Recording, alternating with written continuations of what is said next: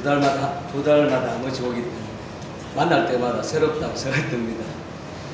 갑작스레 날씨가 많이 추워졌는데 성도님들 건강에 항상 유의하시고 항상 건강함으로 인해서 또 주님 앞에 또 영광을 돌릴 수 있지 않겠나 이런 생각을 합니다. 오늘 또 제가 드리고 싶은 이 말씀이 우리가 이 성령 안에서 주님으로부터 받는 힘을 얻어서 우리가 승리하는 삶을 살았으면 한다 이런 생각으로 제가 그 로마서 8장 1절에서부터 17절까지를 가지고 교제하기를 원합니다. 로마서 8장 1절에서부터 17절까지 같이 보도록 하겠습니다.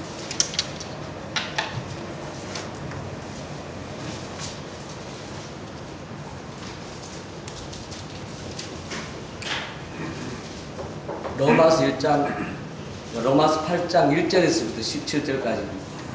홀수는 형제님, 짝수는 자매님 이렇게 교도하도록 하겠습니다. 자, 찾았으면 같이 읽도록 하겠습니다. 로마서 8장 1절. 자, 형제님부터. 그러므로 이제 그리스도 예수 안에 있는 자에게는 결코 정죄함이 없나니 이는 그리스도 예수 안에 있는 생명의 성령의 법이 죄와 사망의 법에서 너를 해방하였습니다.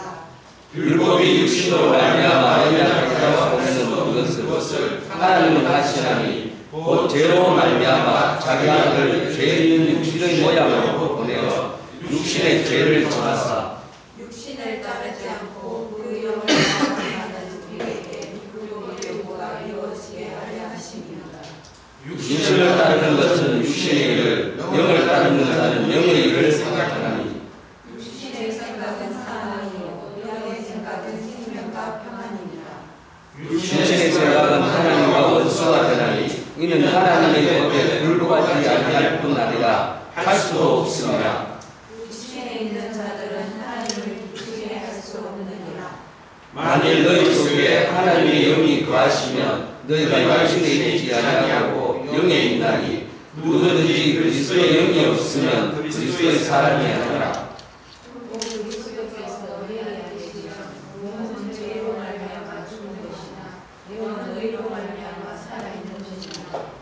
예수를 죽은 자 가운데서 살리신 이의 영이 너희 안에 거하시면 그리스도 예수를 죽은 자 가운데서 살리신 이가 너희 안에 거하시는 그의 영으로 말미암아 너희 죽을 몸도 살리시리라.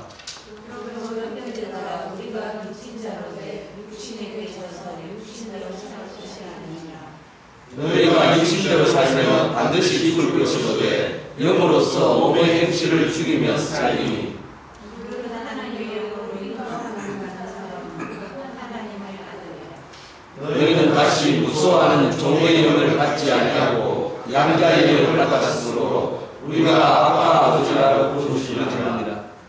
성령이 친히 우리의 영과 더불어 우리가 하나님의 자녀의 것을 증언하시나니 자녀는 또한 상속자 곧 하나님의 상속자여 그리스도와 함께한 상속자니 우리가 그와 함께 영광을 받기 위하여 고난도 함께 받아야 할 것이니라.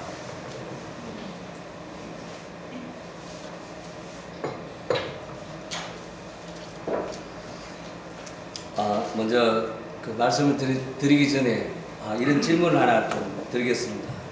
성도가 누리는 최고의 행복은 무엇이라고 생각합니까? 우리가 물질의 복을 많이 받아서 부자가 되는 것입니까? 혹은 명예의 복을 많이 받아서 다른 사람들보다 높은 자리에 앉는 것입니까? 그것도 아니라면 건강의 복을 많이 받아서 무병장수하는 것입니까? 물론 이 모든 것이 다 하나님이 주신 귀중한 복들입니다.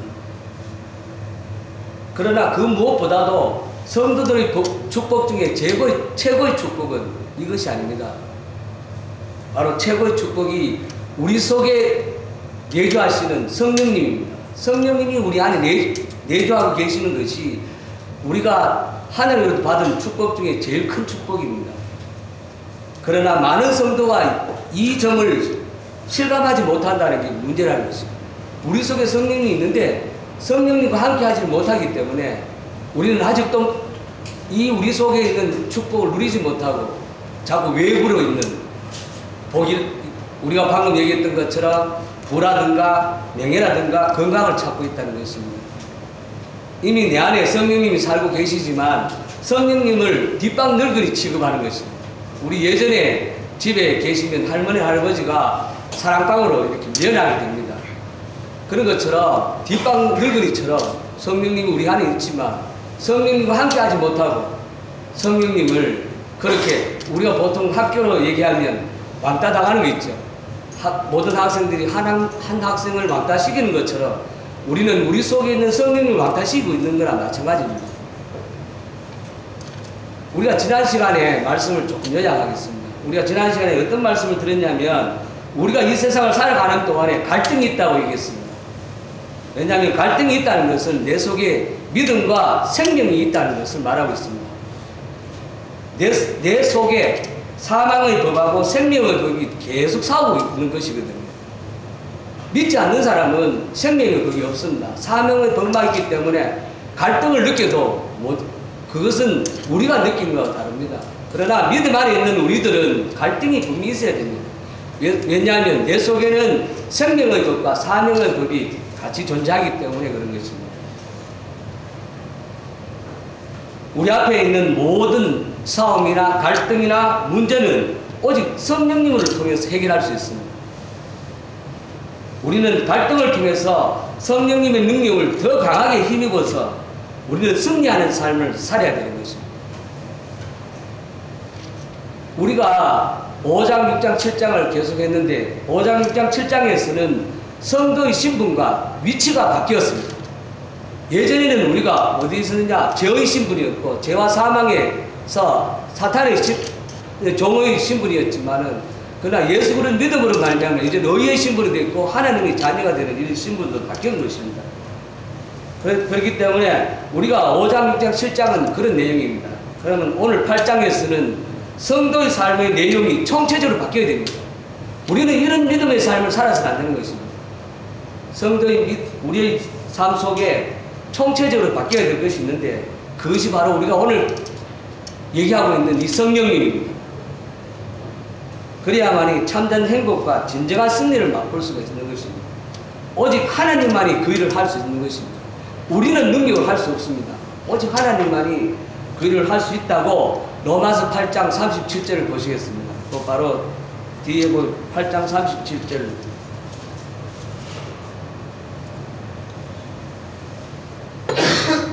다 같이 읽도록 하겠습니다. 로마서 8장 37절 시작. 그러나 이 모든 일에 우리를 사랑하시는 이로 말미암아 우리가 넉넉히 이기느니라 이렇게 말씀하고 있습니다. 우리는 오직 이런 일들은 하나님만이 할 수 있는 것입니다. 사실 오늘 교제할 이 로마서 8장은 굉장히 중요한 것입니다. 로마서 8장 읽어보시면 알지만 이 통쾌한 승리의 선언이고 개선의 노래입니다. 우리가 7장까지는요 7장 25절을 보면 오라 나는 공고한 사람이거든. 이렇게 하면 통탄하고 절망했던 우리가 8장을 딱 들어오면서 통쾌한 승리의 선언이고 개선의 노래가 시작되는 것입니다.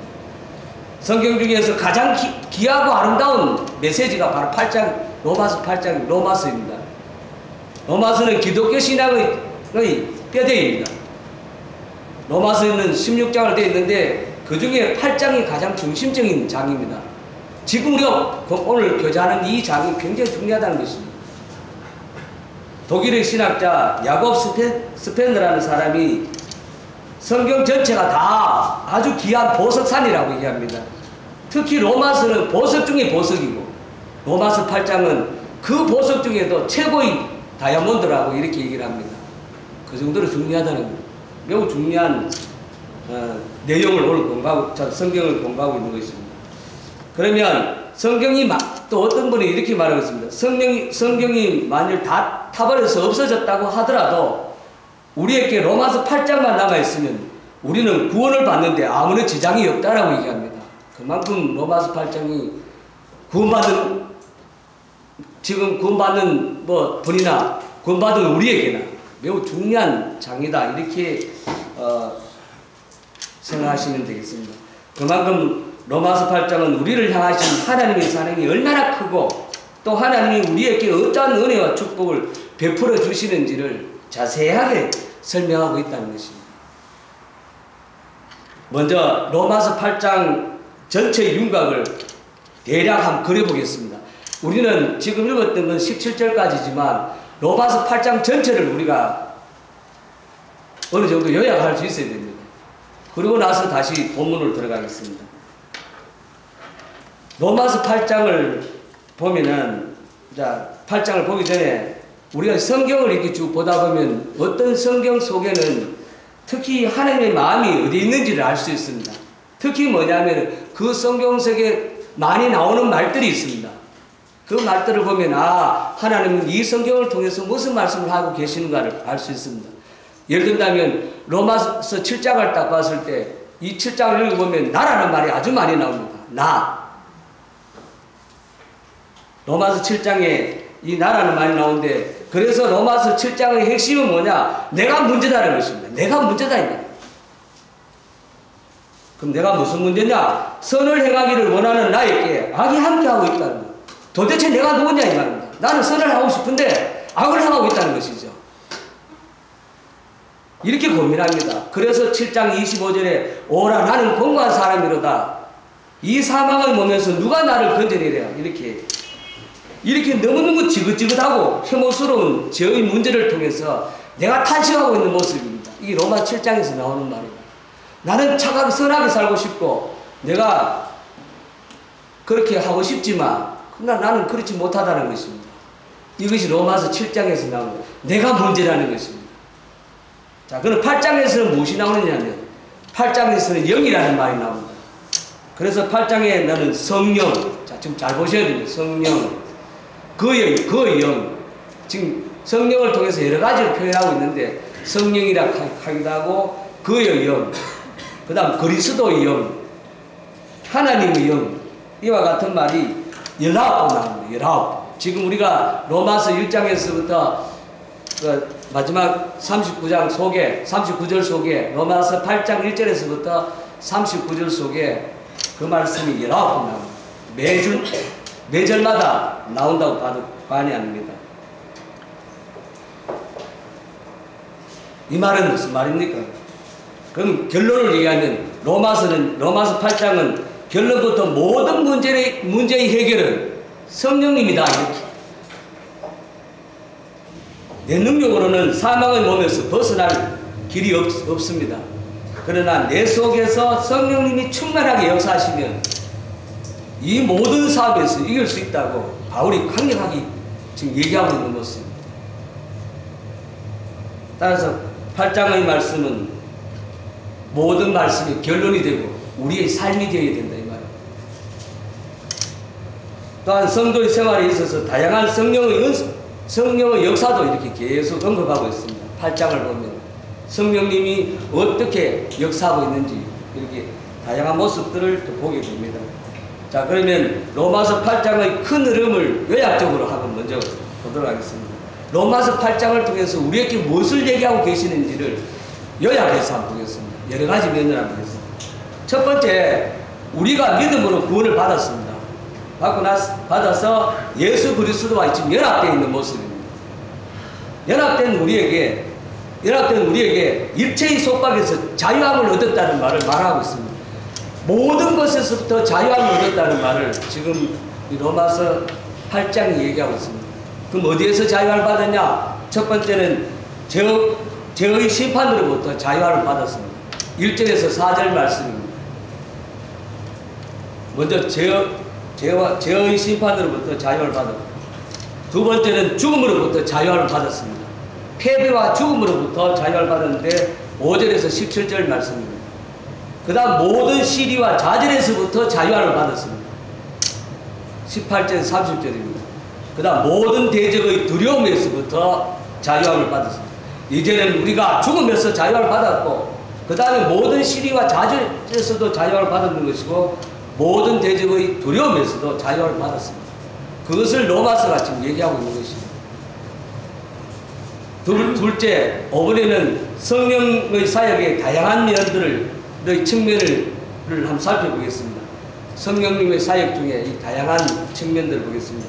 먼저 성령님은 우리의 제약된 본성의 육신을 정복했습니다.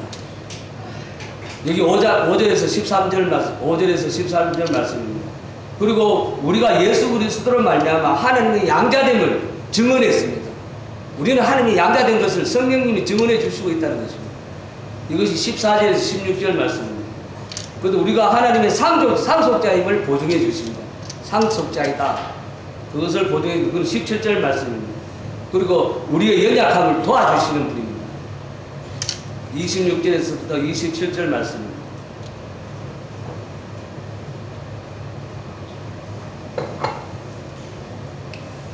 또 로마서 8장을 보면은 성도에게 확실한 보장을 약속했다는 측면에서 보겠습니다.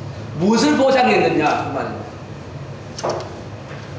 우선 예수 그리스도 안에 있는 자에게는 정죄함이 없다라고 보장해 줬습니다. 우리는 무죄다. 우리는 죄를 지었지만 하나님 입장에서 보면 우리는 무죄다. 먼저 그것을 보장해 주십니다. 성령께서는 우리를 중생시키실 뿐 아니라 부활케도 하시는 겁니다.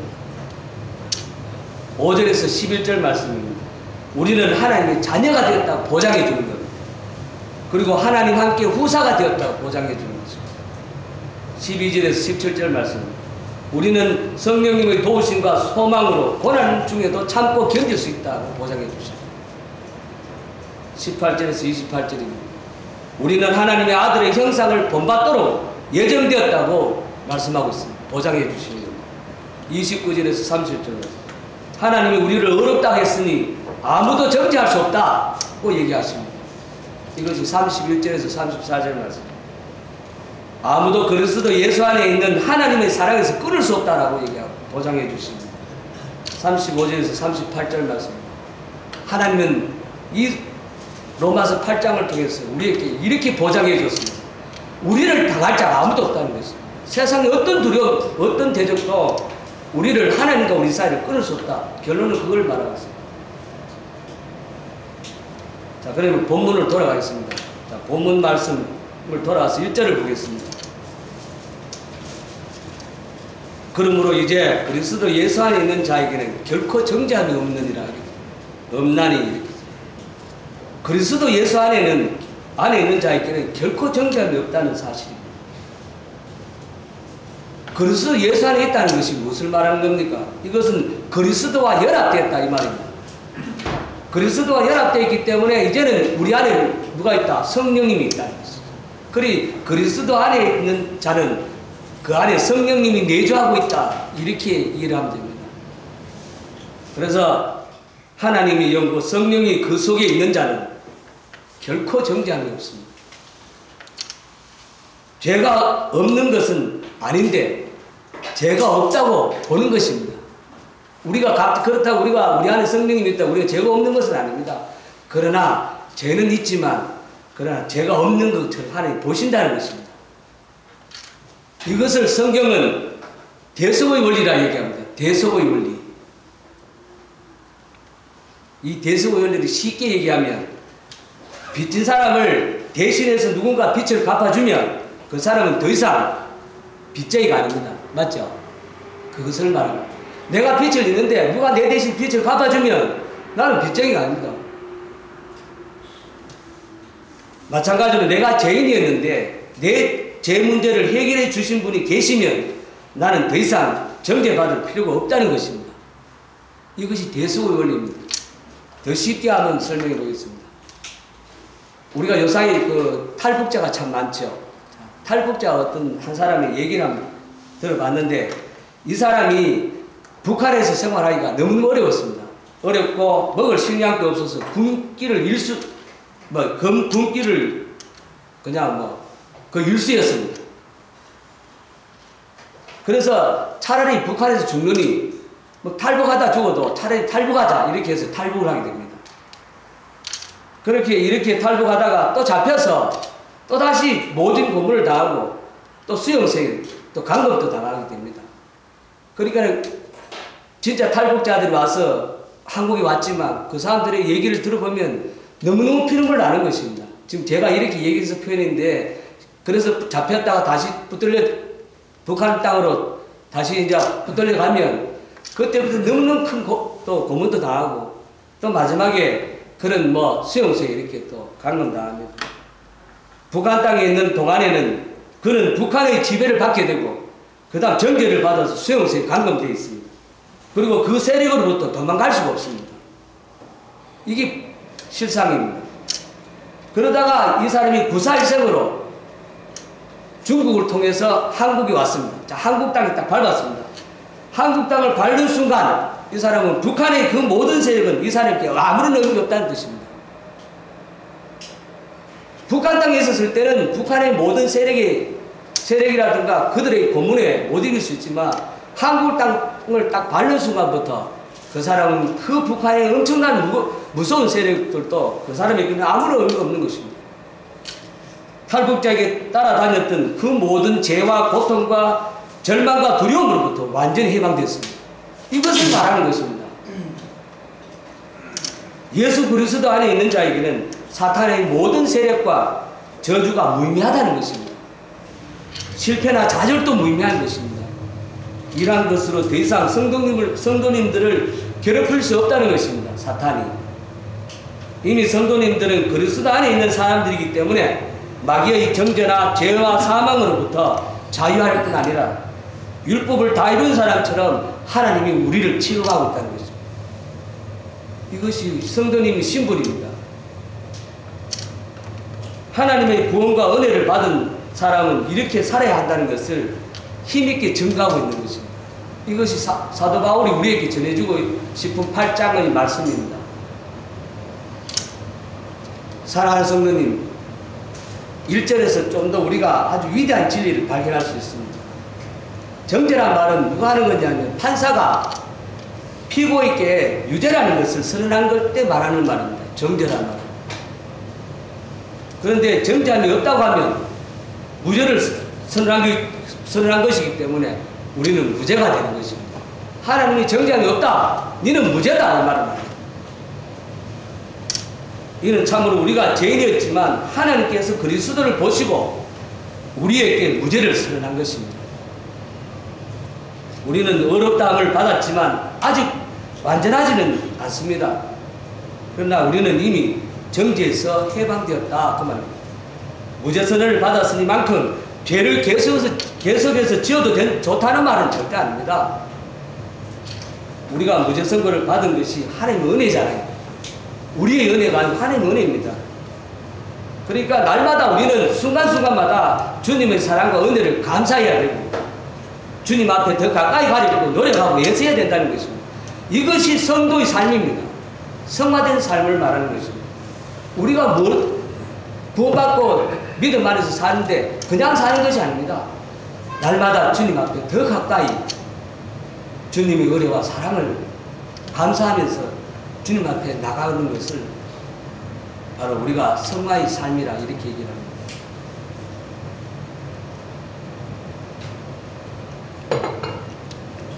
2절에서 4절을 보시겠습니다. 자, 2절 보시겠습니다. 이는 그리스도 예수 안에 있는 생명의 성령의 법이 죄와 사망의 법에서 너희를 해방하였습니다.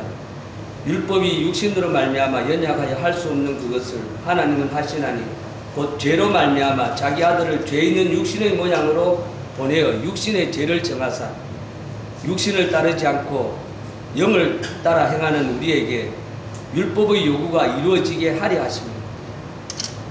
요 2절과 4절의 말씀에서는 무슨 말씀을 하시느냐 하면 그리스도 예수 안에 있는 자에게 정죄함이 없는 이유를 말하고 있습니다. 왜 그리스도 안에 있는 자에게 정죄함이 없느냐? 그 이유를 지금 말씀하고 있습니다. 첫 번째, 생명의 성령의 법이 죄와 사망의 법에서 우리를 해방시켜 주었기 때문입니다. 생명의 성령의 법이 죄와 사망의 법에서 우리를 해방시켜 주었습니다. 인간에게 가장 큰 두 가지 법칙이 있습니다. 죄와 사망의 법과 생명의 성령의 법입니다. 이 두 가지가 우리 인간에게 가장 큰 두 가지 법칙 원리입니다. 하나는 죽이는 법이고 하나는 살리는 법입니다. 죄와 사망의 법은 죽이는 법이고 생명의 성령의 법은 살리는 법입니다. 자, 우리 과학 시간에 중력이란 말 들었는데, 모든 물체는 이렇게 놓으면 지구 중심으로 떨어지게 되어 있습니다. 이걸 중력이라고 해요, 중력. 그래서 모든 물체는 중력에서 아래로 떨어지게 되어 있습니다. 떨어진 게 정상인데, 쇳덩어리인 비행기는요, 뜨게 된다는 사실입니다. 가만히 있으면 떨어지게 되어 있는데, 그 무거운 쇳덩어리인 비행기는 뜨게 되는 것입니다. 이번에는 모든 물체는 물보다 비중이 크면 물에 가라앉게 됩니다. 가라앉게 되는데, 쇳덩어리인 배는 물에 뜬다는 사실입니다. 뜨게 만들었기 때문에 뜨는 것입니다. 그냥 뜨는 것이 아닙니다. 뜨게 만들었기 때문에 뜨는 것입니다. 그렇다면 모든 사람은 범죄함으로 말미암아 죽을 수밖에 없는 것이 우리의 운명입니다. 그런데 그리스도 예수 안에 있는 생명의 성령의 법이 우리를 살려줬다는 겁니다. 살리게 했기 때문에 사는 것입니다. 그냥 사는 것이 아니라는 겁니다. 이제 우리는 그리스도 예수 안에서 죄와 사망의 법에서 해방돼서 자유함을 얻었다 그 말입니다. 내가 한 것이 아니라 하나님이 하신 것이다 그 말입니다. 하나님이 아까 우리도 사람들이 배를 뜨게 하기 위해서 만들었기 때문에 뜨는 것이지 가만히 있다 뜨는 것이 아니는 것처럼 하나님도 우리가 그냥 놓으면 우리 죄 때문에 다 지옥 갈 수밖에 없고 죽을 수밖에 없는데 하나님은 우리에게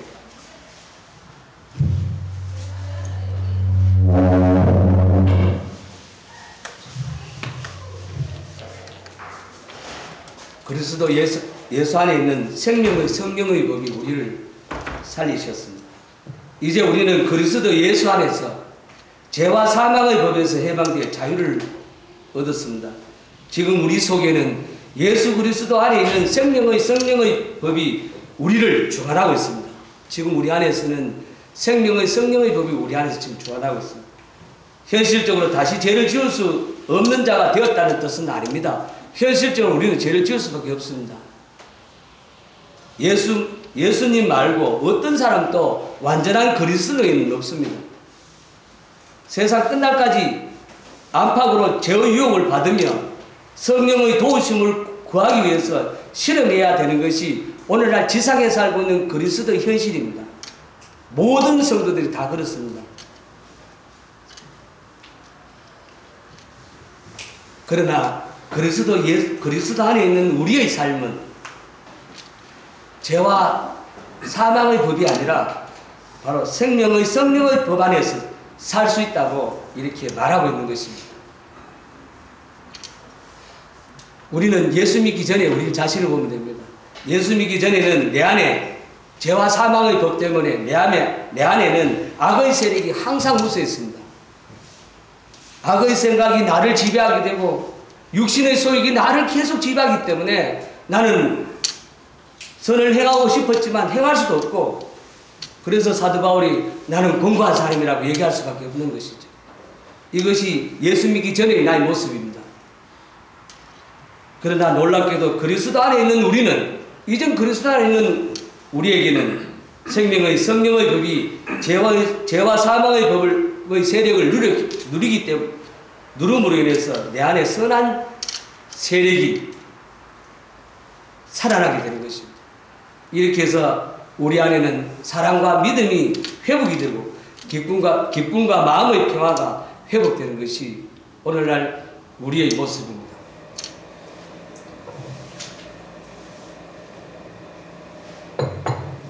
이제 우리는 아주 귀한 사람입니다. VIP입니다. 똑같은 자동차라도 그 자동차에 누가 타느냐에 따라서 그 차가 달라지는 것입니다. 그 차에 대통령이 타면 대통령 차가 되는 것입니다. 우리는 하나님의 영을 생명의 성령의 법을 모시고 있는 사람입니다. 귀한 분을 모시기 때문에 우리는 귀한 사람이 된 것입니다.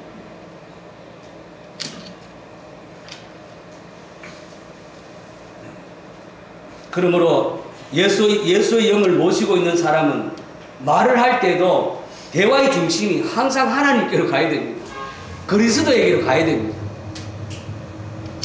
생각을 해도 예수님이라면 어떻게 하실까 이렇게 생각을 해야 됩니다. 우리는 그냥 막연히 생각하는 것이다. 이제는 우리 안에 하나님의 영이 있지 않습니까? 그러니까 이제는 내가 무엇을 하든지 무엇을 생각하든지 하나님, 예수님 중심이 되어야 된다는 거죠. 무슨 일을 하든지 하나님의 뜻이 무엇인지를 먼저 생각을 해야 됩니다. 그래서 신앙과 삶의 일치가 이루어져야 된다는 것입니다. 신앙과 삶이 달라지면 안 됩니다. 신앙, 교회 올 때는 이 속에서는 하나님을 찾다가 세상을 나가서는 내 생각대로 해버리면 안 된다는 것입니다. 이제는 모든 생각들이 하나님 중심으로 가야 된다는 것입니다. 하나님의 영이 우리 속에 있으면 불행한 일을 당해도 감사할 일거리를 찾게 되는 것입니다. 환난 중에서도 하나님의 위로를 찾게 되는 것입니다. 이제는 우리 안에 슬픔이나 외로움이나 어떤 고통도 그것을 끝나는 것이 아닙니다. 그 속에서 하나님의 위로를 찾고 하나님의 격려를 찾는 것입니다. 그 이유는 우리는 그리스도의 영을 소유했는 사람이기 때문입니다. 그러므로 무슨 일을 하든지 항상 하나님과 의논해야 됩니다. 이제 내 속에 성령님이 있으니까 성령님과 의논하시면 좋지 않습니까? 멀리 있는 것도 아닙니다. 구약시대는요, 하나님 어디 있었냐? 멀리 있었습니다. 1년에 제사장이 제사 지낼 때, 속죄제를 지낼 때, 그때 한번 하나님 만날 수 있습니다. 말 그대로 비용 멀리 있는 것입니다. 근데 신약시대에 딱 와서 예수님이 딱 오시면서 이젠 하나님이 나와 함께 하십니다. 임마누엘입니다. 나와 함께 하십니다. 근데 예수님이 십자가 돌아가시고 난 이후에 성령님이 오면서 이제 내 안에 있는 것입니다. 우리 안에 성령님이 있습니다. 이제는 더 가까이 있는 것이 아니라 내 속에 같이 있기 때문에 이제는 무엇을 하든지 항상 예수님과 의논을 해야 돼요. 여기에 성도님의 자녀들이 성도님하고 의논하지 않고 무엇을 하면 좀 섭섭하지 않습니까? 자녀들이 아버지나 어머니께 의논하지 않고 자기 마음대로 하면 섭섭할 것입니다. 만약에 남편이 아내와 의논 없이 무엇을 하면 얼마나 섭섭하겠습니까? 또한 아내가 남편 몰래 무엇을 하면 또한 섭섭할 것입니다. 마찬가지입니다. 우리의 주인이신 주님과 함께 항상 의논해야 됩니다. 주님과 의논하지 않으니까 주님은 좀 섭섭하겠죠. 섭섭한다고 여러분 내친다는 뜻은 아닙니다. 우리가 세상의 일을 논리적으로 얘기한다면 당연히 하나님도 당연히 하나님과 의논하기를 원하는 것입니다. 그래서 말씀과 기도로 교제하기를 원하고 그리고 계속 하나님과 함께 하기를 하나님은 원하시고 있습니다. 이것이 구속받은 성도의 삶이라는 것입니다. 우리는 하나님과 함께 모든 일들을 믿음의 삶을 경계했으면 좋겠습니다. 둘째, 왜 그리스도 안에 있는 사람들이 정죄함이 없느냐 하면 둘째는 율법이 육신으로 말미암아 연약하여 할 수 없는 그것을 그리스도께서 율법의 요구를 이루셨기 때문에 그렇습니다. 율법의 요구를 그리스도께서 이루셨기 때문에 우리는 그리스도 안에서 정죄함이 없는 것입니다.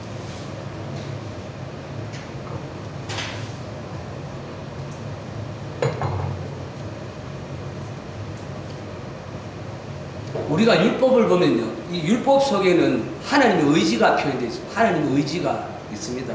표현되어 있고 이 율법은 항상 거룩하고 신령합니다. 율법은요. 그래서 이 율법은 타락한 인간으로는 하나님의 요구를 충족할 수 없습니다. 이 율법의 요구를 충족할 수 없어요.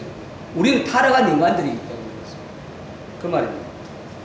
율법을 지킴으로 구원을 얻을 육체는 한 사람도 없습니다. 이 지구상에 아무리 훌륭한 사람이 있다 할지라도 그 사람은 율법을 지켜서 구원을 얻을 수가 없다는 것입니다. 왜? 율법의 수준이 매우 고상하고 높기 때문입니다. 그렇기 때문에 인간은 그것을 볼 때마다 인간은 참 비참한 것을 느껴야 됩니다. 구약에 있는 많은 사람들이, 구약에 있는 사람들이 하나님의 율법을 주니까 율법을 지키고자 하지만 율법을 지킬 수가 없다는 것을 깨닫는 것입니다. 율법은요, 율법을 지키라고 하나님 주셨지만 사실 그걸 지킬 수 있는 육체는 없습니다. 그래서 이 율법을 통해서 바울이 뭐를 느끼냐? 바로 율법으로 갖고 인간으로는 율법을 지킬 수 없다는 것을 깨닫고 바울이 오라 나는 공고한 사람이라 이렇게 탄식하게 만드는 거죠. 율법을 딱 보면 우리는 이거 지킬 수 없다. 나는 도저히 안 된다. 이것을 먼저 깨달아내는 것입니다. 따라서 하나님은 그 율법을 통해서 모든 사람이 율법의 요구를 할 수 없기 때문에 하나님은 다른 방법을 통해서 율법의 요구를 이루셨다 그 말이에요. 그것이 바로 3장에 나오는 말씀, 3절에 나오는 말씀입니다. 율법이 육신으로 말미암아 연약할 수 없는 그것을 하나님은 하시나니. 여기 하시나니의 말이 있습니다.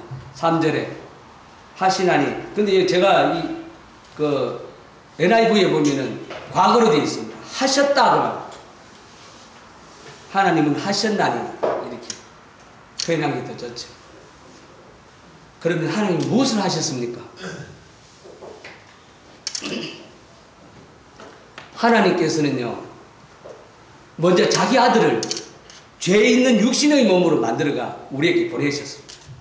하나님이 예수님은 죄가 없지 않습니까? 근데 예수님에게 죄 있는 육신의 몸으로 딱 해가 육신의 몸으로 우리에게 보내셨습니다. 그리고 나서 그 예수님을 왜 보내셨느냐? 우리의 속죄제물, 우리의 모든 죄를 담당하실 속죄제물로 만들어셔가 삼으시고 그 다음 육신 안에 죄를 딱 정했습니다. 예수님의 몸은 죄인입니다. 우리의 죄를 예수님에게 딱 정하십니다. 예수님은 바로 정죄입니다. 하나님의 정죄를 예수님이 받으셨습니다. 그 말을 말씀하고 있습니다. 우리에게 내려질 죄의 심판을 예수님에게 내려졌습니다. 이것이 하나님 편에서 하신 것입니다. 내가 한 것이 아니고 하나님 편에서 그렇게 하셨습니다. 그리고 예수님은 이 세상에서 모든 인간들에게 처형당하고 심판을 받으셨습니다. 이렇게 죽으신 목적이 뭡니까? 왜 죽으셨습니까? 율법의 요구를 이루시기 위해서 그렇습니다. 율법의 요구를 이루시기 위해서 예수님이 그렇게 하셨습니다. 예수님께서 친히 십자가에서 다 이루었다라고 했습니다. 율법의 요구를 다 이루었다는 것입니다. 누구를 위하여 율법의 요구를 이루셨습니까? 누구를 위해서 이렇게 율법을 위했냐? 바로 성도님과 저를 위해서 그런 거죠. 모든 인류를 위해서 그렇게 율법의 요구를 다 이루셨습니다. 그런데 문제는 그러나 그 효력을 직접 받는 사람은 누구냐? 그 효력은 모든 사람에게 다 이루어졌는데 진짜 그 효력을 받는 사람이 누구냐면 육신을 따르지 않고 영을 쫓아 행하는 자다. 바로 성도님과 저를 말합니다. 우리 안에 생명의 성령급이 있는 성령님이 임재하는 우리가 바로 그 효력을 받고 있다는 것입니다. 율법의 요구를 다 이뤘지만 아직도 많은 사람들이 이 효력을 받지 못하고 있지만 진짜 받는 사람은 육신을 따르지 않습니다. 이제는 그 영을 쫓아 행하는 자들이 바로 그 효력을 직접 받고 있습니다. 우리에게는 하나님의 말씀과 그 뜻대로 순종할 능력이 전혀 없습니다. 죄송하지만 성도님, 우리는 세상 어느 누구도 하나님의 말씀과 그 뜻대로 순종할 능력이 없습니다. 그런데 오직 성령님만이 내 속에 역사하시면 율법이 육신으로 말미암아 연약하여 할 수 없는 그것을 할 수 있도록 우리를 이끌어 주신다 그 말입니다. 육신은 안 되는데 성령은 된다는 것입니다. 내 힘과 능력은 안 되는데 성령의 능력으로는 도저히 불가능하게 보이던 일도 이루어진다는 것입니다. 제가 처음에 구원받을 때 많은 예를 든 그 중에 이런 예를 들더라고요. 파리가 우리가 날아다니는 파리. 이 파리가 만약에 태평양을 건너서 미국에 간다고 한번 해봅시다. 만약에 파리 자신이 날개를 져서 간다면 갈 수 없습니다. 태평양이 너무 멀기 때문에. 근데 갈 수 있는 방법이 딱 한 가지가 있습니다. 파리는 사람 몸에 붙어 있습니다. 붙어 있으면 갈 수 있는 것처럼 우리도 성령님에게 딱 붙어 있으면 도저히 불가능한 일도 이루어진다는 것입니다. 우리의 힘으로는 도저히 율법이 원하는 수준에 도달할 수 없습니다. 그러나 성령님 우리 가운데 역사하시면 능히 모든 일들을 다 감당할 수 있다는 것입니다. 우리의 말재주로는요, 사람을 변화시킬 수 없습니다. 우리가 아무리 말 잘한다 하더라도 사람을 변화시킬 수 없어요. 그러나 베드로에게 성령이 임하니까 3,000명이 구원받는 일이 일어납니다. 우리에게도 성령님이 역사하면 베드로처럼 큰 역사를 경험할 수도 있다는 것입니다. 따라서 성도의 삶은 한마디로 성령 안에서의 삶입니다. 성령 안에서의 삶이고 성령을 의지하는 삶입니다. 성령께서 우리에게 능력 주시면 능력 주는 자 안에서 모든 일을 할 수 있습니다. 능치 못할 일이 없습니다. 이런 고백을 성도면 제가 해야 된다는 사실.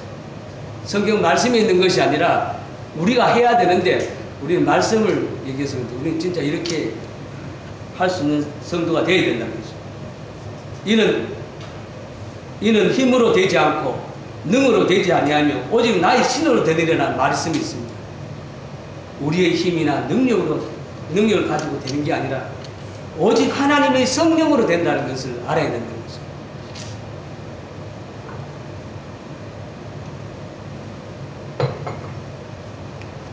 (5절에서 8절을) 보겠습니다. 5절에서 8절. 육신을 따르는 자는 육신의 일을, 영을 따르는 자는 영의 일을 생각하니 육신의 생각은 사망이고 영의 생각은 생명과 평안이니라. 육신의 생각은 하나님과 원수가 되나니 이는 하나님의 법에 굴복하지 아니할 뿐 아니라 할 수 없음이니라. 육신에 있는 자들은 하나님을 기쁘시게 할 수 없느니라. 5절에서 8절까지를 보았습니다. 5절에서 8절 말씀은 서로 상치되는 삶의 두 가지 원리를 비교, 대조시켜 놨습니다. 서로 상치돼요. 육으로 사느냐, 영으로 사느냐. 우리 삶의 상치된 삶의 두 가지 원리를 비교해 놨습니다. 자, 제가 성도님 다 휴대폰을 갖고 있습니다. 이 휴대폰을, 저도 휴대폰을 갖고 있는데, 이 휴대폰을 만든 사람은 누구냐면, 어떤 제작자가 만들었습니다. 제작자가 만들었겠죠. 자, 제가 휴대폰을 갖고 그럼 제가 지금 휴대폰이 있다면, 이 휴대폰을 만든 사람은 어떤 회사의 제작자가 만들었습니다. 근데 이 휴대폰을 작용하는 사람은 누구냐? 바로 냅니다. 제입니다. 제가 마음대로 작동을 하는 겁니다. 아무리 잘 만들어도 내가 작동하지 못하면 이건 의미가 없는 것입니다. 휴대폰이 그렇습니다. 그런데 처음에 나왔던 휴대폰하고 핸드폰하고 지금 스마트폰은 엄청나게 많은 정보가 있습니다. 저는 아직 그걸 잘 사용하지 못합니다. 난 아직 이 정보에 진짜 너무 미미하게 알고 있습니다. 나는 아직도 이거 완전하게 유용하게 쓰지를 못해요. 딱 전화 받거나 특별하게 뭐 아직 적어도 잘 보고 카카오톡이나 이런 것도 잘 못하면 잘 안 하는 성질인데 오면 답답합니다. 자면은 내가 뭐 누르고 있으면 답답하다고 매일 얘기합니다. 저는 잘 못 안 하거든요. 그런데 하나님이 인간을 만들었는데 인간을 하나님이 만들었습니다. 그 다음 사는 건 누구냐? 내가 사는 것입니다. 그런데 문제는 내가 살 때에 이 스마트폰도 사용 설명서를 잘 알면 이 속에 있는 내용을 충분하게 숙지하고 잘 알면 아주 유용한 통신 기능이 되겠죠. 그러면 하나님이 인간을 만들고 우리 인간이 하나님이 계획한 설계대로 쭉 살면 이건 문제가 없는 것입니다. 그런데 문제는 하나님이 사용 설명서에 엇나게 사용하다 보니까 고장이 나버렸습니다. 우리 인간이. 자, 고장난 인간을 다시 하나님이 회복시키기 위해서 무엇을 줬느냐? 그 속에다가 성령님을 내장시켜 놨다 그 말입니다. 이제는 성령을 내장시켜 놨기 때문에 이제 내가 사는 게 아니고 성령님을 통해서 사는 것입니다.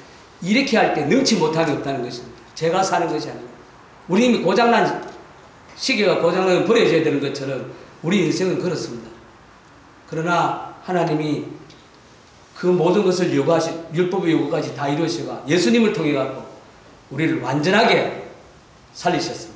그럼 그냥 살게 한 것이 아니라 그 속에다가 아까 스마트폰에 아주 좋은 유용한 정보를 내장시키는 것처럼 우리 인생의 삶에다가 성령님을 내장시키는 그렇게 이해를 하면 됩니다. 그렇게 하면 삶이 달라집니다. 어떻게 달라지느냐?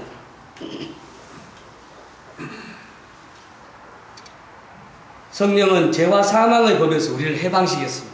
성령님 우리 안에 딱 들어오니까 죄와 사망이 우리를 막 이렇게 이끌어 갔다가 이제 성령님 딱 들어가 보니까 죄와 사망을 보면서 우리를 다 건져내줬습니다. 자유함을 줬습니다. 우리는 해방을 받았지만 그러나 해방을 받았는데 아직도 우리는 영육간에 전투를 하고 있는 중입니다. 이 전투에서 승리하기 위해서는 하나님은 성령님을 우리에게 주신 것입니다. 그렇게 해서 성령님에게 우리의 모든 시선을 주목해야 됩니다. 오늘 우리 말씀은 성령님을 주목하라는 것입니다. 성령님. 그리고 여기 또 그 8장 5절에 육신이라는 말 나옵니다. 육신을 따르는 자는, 이 육신이라는 것은 우리 몸을 가리키는 게 아닙니다. 이것은요, 우리 안에 있는 죄악된 본성인 이 자아를 말하는 겁니다. 자아. 이 뇌는요, 죄악된 본성입니다. 아담의 후손들은 아담의 본성, 죄악된 본성을 다 타고났습니다. 그래서 이 자아를 의미합니다. 그러면 이 육신을 얘기하면 이건 믿지 않는 사람들의 문제구나 아닙니다. 믿지 않는 사람의 문제를 말하는 게 아닙니다. 바로 성령님과 저를 보고 얘기합니다. 우리가 예수의 영, 하나님의 영이 우리를 다스리긴 해도 우리는 인간인지라 여전히 육신의 생각을 따를 수밖에 없는 거예요. 따를 때가 많다는 것입니다. 표현상으로 보면 육신의 생각은 사망입니다. 육신의 생각, 표현 그대로 하면 육신의 생각은 사망입니다. 그리고 하나님과 원수가 됩니다. 그리고 하나님께 굴복치다 않습니다. 하나님은 기쁘시기도 할 수 없습니다. 믿는 사람이 그럴 수 있느냐고 하겠지만 믿는 사람이 바로 그런 짓을 하고 있다는 것입니다. 문제인 것입니다. 믿는 사람이 이렇게 안 해야 되는데 한다는 것입니다. 믿는 사람 속에 육신에 속한 죄된 본성을 가진 자아가 그 짓을 하게 하는 것입니다. 그래서 성도를 위해 기도해 주는 것은 좋지만 성도를 향해서 너무 기대하면 안 됩니다. 우리는 다 연약하기 때문에 육신의 생활을 하고 있다는 것입니다. 성도들이 타락하거나 성도들이 제약된 본성에 자신을 맡기면 형편없고 별짓 다 합니다. 죄송합니다. 저도 그렇습니다. 아주 예를 들어가 우리 혀를 한번 우리 혀가 있습니다. 이 혀를 가지고 방금 조금 전에 찬양했습니다. 찬양하다가 곧장 딴 생각을 딱 하면 내 생각 속에 온갖 시기나 질투나 살인이나 악독이나 수근수근하고 비방하고 이런 속성들이 내 한 입에 떠나온다는 사실입니다. 안 나오고 지금 나옵니다. 특히 성도를 흥담할 때는 이 혀가 얼마큼 매끄러운지 몰라요. 잘 나옵니다. 저도 그렇습니다. 사실 육신의 소욕을 억제하기는 쉽지 않습니다. 그래서 사도 바울마저도 로마 7장 24절 오라 나는 건강한 사람이로다. 이 사망을 보면서 누가 나를 건져내겠느냐고 울부짖었습니다.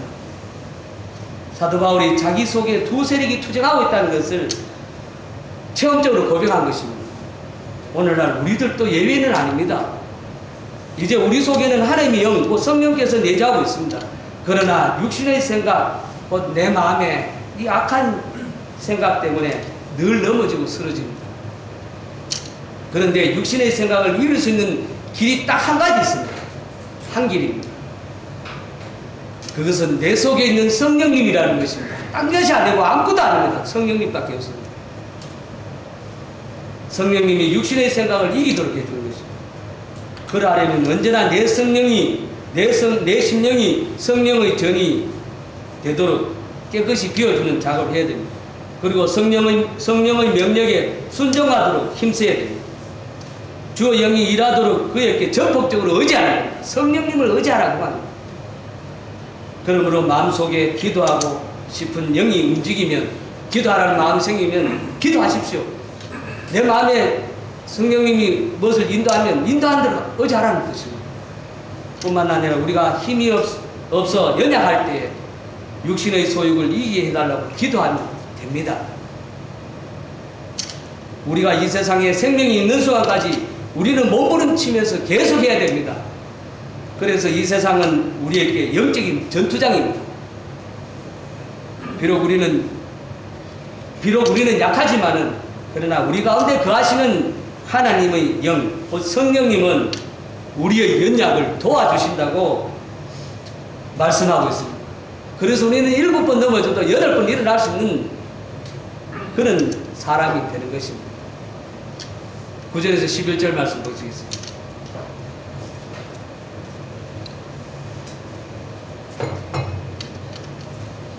만일 너희 속에 하나님의 영이 거하시면 너희가 육신에 있지 아니하고 영이 있나니 누구든지 그리스도 영이 없으면 그리스도의 사람이 아니라. 또 그리스도께서 너희 안에 계시면 몸은 죄로 말미암아 죽은 것이나 영은 너희로 말미암아 살아있는 것이니라.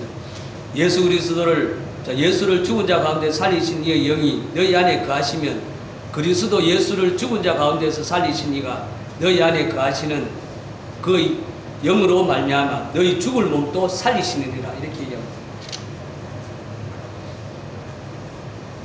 9절에서 11절 방금 읽었던 이 말씀에서 누가 그리스도인인가?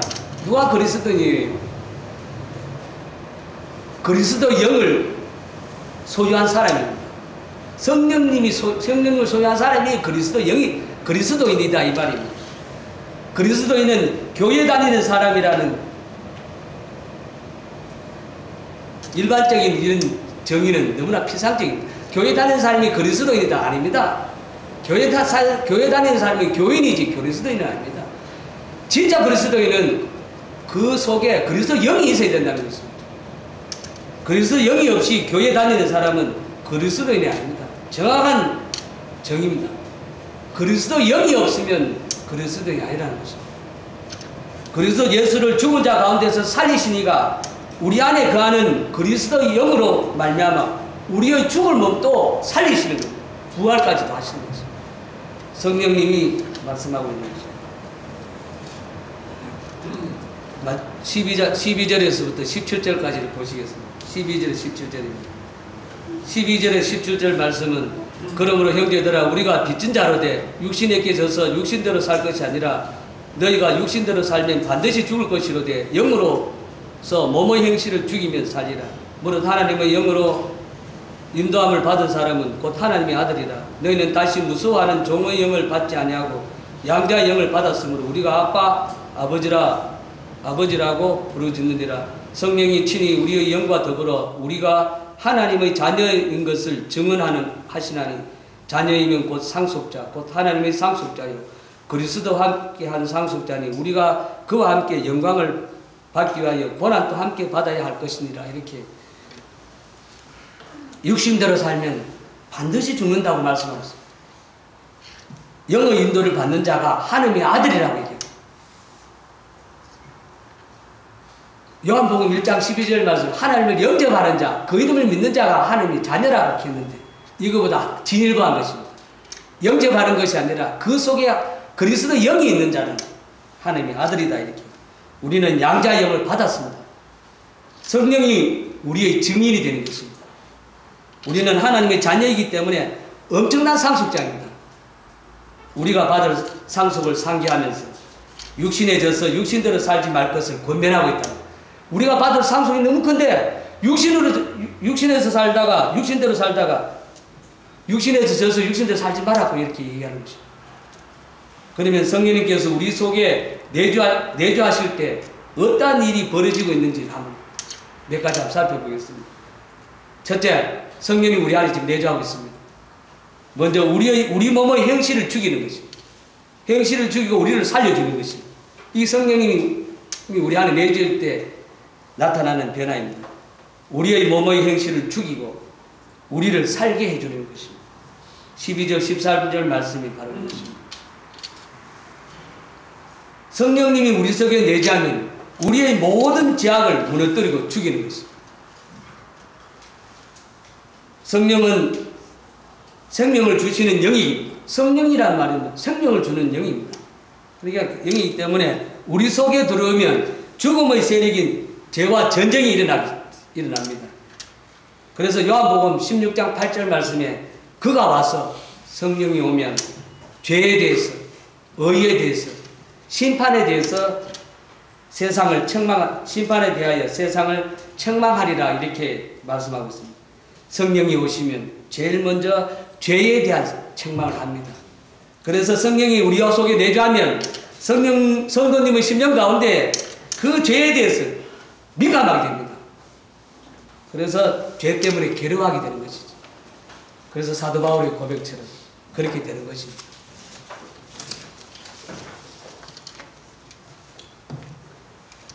오순절날 베드로가 성령이 충만해서 예수 그리스도의 십자가와 부활을 막 증거했습니다. 그때 성령께서 그 자리에 모인 사람들에게 임재했습니다. 그러니까 모인 사람들의 반응이 어땠겠습니까? 사도행전 2장 37절 말씀에 저희가 이 말을 듣고 마음에 찔려 베드로와 다른 사도에게 물어 가로되 형제들아 우리가 어찌할꼬? 라는 말씀에서 성령이 역사하시면 죄를 깨닫게 되고 마음에 찔려서 우리가 어찌할꼬? 이렇게 나옵니다. 이렇게 근심하며 우려하는 것입니다. 성령이 우리 안에 역사하시면 죄에 대한 깨달음이 있고 그 깨달음이 우리를 회개의 자리로 갑니다. 또 회개 가면 여러분 잘못 착각하면 우리가 주님 앞에 고백하는 자리로 간다는 것입니다. 우리는 회개를 조심해야 됩니다. 우리는 보통 회개를 가면 구원받았을 때 한 번 회개로 끝난다 그거는 아니라고 합니다. 그때는 완전히 우리가 죄를 짓고 있다가 하나님과 멀리 떠나 있다가 회개라는 건 돌이키려 했잖아요. 돌이켜서 하나님 앞에 나아가는 것이 회개입니다. 구원받을 때 한 번 회개를 일어나고 그 다음에 우리의 믿음의 삶을 살면서 아까 사도 바울처럼 이 성령이 내 안에 속하면 내 속에 있는 죄가 다 드러나거든요. 이때 하나님 앞에 회개를 하는 겁니다. 우리는 이것을 고백이라고 얘기하는데 회개나 고백은 관계없습니다. 하나님 앞에 내 죄를 용서해달라는 것이 아니라 내 죄가 있다는 것을 말씀을 드리는 것입니다. 하나님 내 이런 사람입니다. 나는 도저히 내 스스로 할 수 없다. 이렇게 얘기하는 것입니다. 그러니까 이거는 그런 자리로 나아간다는 것입니다. 에베소서 6장 말씀에 하나님의 말씀은 성령의 검이라고 얘기합니다. 들어보셨죠? 성령의 검은 마귀와 싸울 때 무기라고 해석합니다. 맞는 말입니다. 그러나 성령의 검은 동시에 병든 사람의 병든 부분을 수술할 때도 사용하는 수술용 칼도 된다는 것입니다. 왜냐하면 하나님 말씀이 서부탁되면 성령께서 그 말씀을 검으로 사용해서 우리의 모든 죄로 병든 부분을 치유해 주신다 그 말입니다. 자, 빌딩을 짓기 위해서는 초가집을 부숴야 됩니다. 우리가 촌에서 초가집을 부수고 빌딩을 세우려고 하면 초가집을 부수지 않고는 건물을 지을 수 없습니다. 하나님이 우리를 더 좋은 곳으로 만들려고 그러면 우리 거를 부숴야 된다는 것이죠. 그래서 성경에 여기 보면 거룩한 건설을 위해서는 거룩한 파괴가 필요하다는 것입니다. 우리의 삶 가운데 예비하신 큰 것을 세우기 위해서 어떤 때는 우리가 예측하고 있는 모든 것들도 무너뜨릴 때가 있다는 것입니다. 그래서 성령이 역사하는 성도님에게는 성령이 역사하는 성도님인데도 불구하고 하나님께서는 그에게 사업으로 실패하기도 하고 직장에 쫓겨나기도 하고 질병에 걸리기도 하고 자녀가 문제 생기기도 하고 가정에 어려움도 생기게 합니다. 우리의 육체를 무너뜨림으로 진리의 부활을 깨닫게 하시는 것이 하나님의 섭리입니다. 하나님이 뜻하신 더 큰 계획이 있기 때문에 사업에도 실패하기도 하고 직장에 쫓겨나기도 하고 새로운 길로 인도하신다는 것입니다. 결코 성도님이 하는 모든 어려움들이 헛된 것이 아니라는 것입니다. 하나님은 더 큰 것을 세우기 위해서 빌딩을 세우기 위해서 초가집을 부수는 것처럼 우리의 삶도 그렇게 하신다는 겁니다. 하나님께서 우리의 삶 가운데 더 큰 것을 이루시기 위해서 거룩한 파괴와 방해가 있음을 명심해야 됩니다. 성령께서 우리 속에 역사할 때에 죄에 대한 아픔이 있습니다.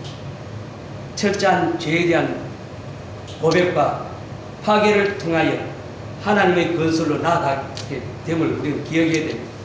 삶의 시험이 닥칠 때마다 더 큰 것을 주시는 하나님의 섭리를 붙들고 견디며 인내하는 성도님들이 되어야 됩니다. 둘째, 성령님이 우리 안에 있으면 우리를 세상으로 인도하는 것입니다. 요한복음 16장 13절 진리의 성령이 오시면 그가 너희를 모든 진리 가운데로 인도한다라고 했어요. 이걸 우리가 잘 알아야 됩니다. 성령님 우리에게 진리를 소개하는 데만 그치면 안 되는 겁니다. 아, 성령님은 우리를 진리가 이렇다 말씀만 끝나는 것이 아니라 진리 가운데로 인도해 주시는 겁니다. 인도한다는 말이 헬라어로는 우리를 끌고 가는 것입니다. 성령님 우리를 끌고 간다는 것이죠. 그래서 하나님께서 우리에게 말씀만 던져주고 수수방관하는 게 아니고 우리를 진리의 자리까지 끌고 가신다는 뜻입니다. 말로 해서 안 되면 어떻게 합니까? 멱살을 잡고서라도 가고, 멱살을 잡아서 안 되면 몽둥이를 때려서라도 끌고 가시는 분이 우리 속에 임재하시는 성령님입니다. 성도님들 가운데 하나님 말씀에 순종하는 사람도 있고 하나님의 낯을 피해 도망가다가 잡힌 자도 있는 것입니다. 안 오겠다고 버티다가 하나님께 멱살 잡히기도 하고, 불순종하다가 징계의 몽둥이도 얻어맞고서야 무릎을 꿇은 성도도 있을 것입니다. 그렇지만 이 모든 이들 중에 공통점이 한 가지 있습니다. 순종하든 거역해가고 붙잡혀서 몽둥이 신나게 두들겨 맞고 요 앉아있던 모든 성도님께 공통점 한 가지가 뭐냐? 하나님은 모든 성도들을 사랑한다는 것입니다. 그거는 시편 23편에 나오는 말입니다. 주의 지팡이와 막대기가 나를 안위하시더라는 말이 있습니다. 하나님께서 그의 백성을 이끄는 방법을 소개하겠습니다. 이스라엘 목동은 두 개의 지팡이를 갖고 있습니다. 하나는 지팡이고 하나는 막대기입니다. 지팡이는 사람의 키정도 조금 크고 키보다 조금 길고 귀엽게 구부러져 있습니다. 그래서 이거는 양떼의 구덩이에 빠졌을 때 건져내주는 도구입니다. 이번에는 조금 짧은 막대기가 있습니다. 이 막대기는 양떼를 떠나서 도망치는 양들을 때려서라도 옳게 인도하는 막대기입니다. 올바른 길로 가라고 치는 막대기입니다. 이렇게 때로는 건져내고 때로는 때리면서 결국 이끄는 목적지가 어디예요? 푸른 초장과 맑은 시냇가입니다. 이 하나님의 마음입니다. 때리든 어떻든 간에 어디 간다? 푸른 초장과 맑은 시냇가로 양들이 편안하게 살 수 있도록 먹일 수 있도록. 어떤 신학자는 내가 나를 심판하는 것은 회개라고 합니다. 회개. 이제 그 사람 쓰는 말입니다. 고백, 회개. 남이 나를 비판하는 것을, 남이 나를 심판하는 것을 비판이라고 합니다. 비판. 그렇다면 하나님이 나를 심판하는 것은 진짜 심판입니다. 근데 이 사람이 그렇게라고 간파했습니다. 이 사람이, 다시 말해서 이 사람은 이 말을 통해서 뭐를 얘기하냐면, 사람이 나를 판단하고 하나님이 나를 판단하시기 전에 내가 먼저 나를 판단하는 자리에 나가라. 회개한 자리에 나가라. 그것이 원하는 것입니다. 말씀이 선포될 때 순종하는 사람이 복된 사람입니다. 택한 백성이라고 하면서도 말씀에 순종하지 않으면 다른 사람들을 통해서 징계가 있을 것이고, 그래도 순종하지 않으면 하나님 몽둥이가 임합니다. 그렇게 되면 비참한 인생이 됩니다. 살아보니까 그렇습니다. 따라서 젊어서부터 주신 건강과 능력을 바탕으로 순종하는 가운데 섬기는 사람에게는 하나님의 성령의 열매가 기다리고 있습니다. 마지막으로 셋째, 무서워하지 않는 것입니다. 우리 속에 성령님이 있으면 무서워하지 않는 것입니다. 15절 말씀, 종의 영이 아니라 양자의 영을 받아서 아버지라고 부를 수 있는 하나님의 자녀가 되었기 때문에 무서워하지. 이제 하나님의 자녀이기 때문에 무서워할 필요가 없다는 것입니다. 하나님께서 우리를 양자로 삼으시고 나아가서 아빠 아버지라고 부르는 자녀가 되었으니 두려워하지 말라는 것입니다. 우리가 하나님의 자녀된 것을 믿습니까? 우리가 하나님을 아빠 아버지라 부를 수 있는 특권을 가졌음을 믿습니까? 그렇다면 전혀 두려워할 필요가 없습니다. 두려움의 뿌리는 죄악입니다. 하나님께로부터 버림을 받았다는 느낌 때문에 두려워. 하나님으로부터 멀리 떠나 있지 않나 이런 느낌 때문에 두려워하는 것입니다. 그러나 성령의 사람에게는 결코 두려움이 없습니다. 16절 성령이 친히 우리의 영과 더불어 우리가 하나님의 자녀인 것을 증언하시느니라 하시나니라고. 성령님이 우리의 증언자입니다. 증언자. 너희들은 하나님의 자녀다 이렇게 증언해 주시는 겁니다. 디모데후서 1장 7절 말씀입니다. 디모데후서 1장 7절입니다. 하나님이 우리에게 주신 것은 두려워하는 마음이 아니요 오직 능력과 사랑과 근신하는 마음이라. 하나님이 우리에게 주신 것은 두려워하는 마음이 아니고 능력과 사랑과 근신하는 마음이니라고 합니다. 두려워하는 마음은 전부 마귀가 주는 마음입니다. 믿음을 떠날 때 하나님에 대한 신뢰가 사라져 두려움이 생깁니다. 그래서 두려움에는 형벌이 있다라고 얘기합니다. 성도는 두려움이 아니라 능력으로 충만한 마음을 갖는 것입니다. 하나님께서 우리에게 하늘과 땅의 모든 권세를 주셨습니다. 그러나 왜 두려워합니까? 예수 이름 안에 능력이 있습니다. 예수님 이름 안에 예수 이름만 외치면 악한 세력이 다 물러가고 기도의 응답이 있습니다. 우리는 구원받고 난 이후에 성화의 삶은 살아갈 때 성령님이 우리 안에 내주하고 있다 아십니다. 우리 힘으로는 반드시 망하게 됩니다. 그러나 성령님께서 우리 안에 계시면 우리는 분명히 승리합니다. 그러므로 우리는 하루하루 삶 속에서 성령님의 인도하심을 받아서 승리하는 저와 여러분이 되었으면 좋겠습니다.